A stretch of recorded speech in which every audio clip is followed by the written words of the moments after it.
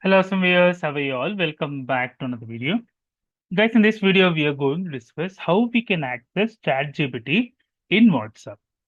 For that, guys, you have to save this number +1-800-242-8478 as a contact. Then you can open the WhatsApp. Let us see that practically. I'm trying to add this number +1-800-242-8478 to my contact list. So now let me launch the WhatsApp. Here you can see another contact. There is ChatGPT. Let me click on ChatGPT. So here it opens a new chat, ChatGPT here. So let me type something here. Let me say hi. Hi, click on enter. So now ChatGPT responds here. You're missing ChatGPT and AI assistant, but that's how it will work.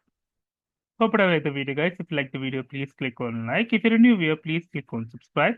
Till then, guys, take care. Have a great day. Bye bye.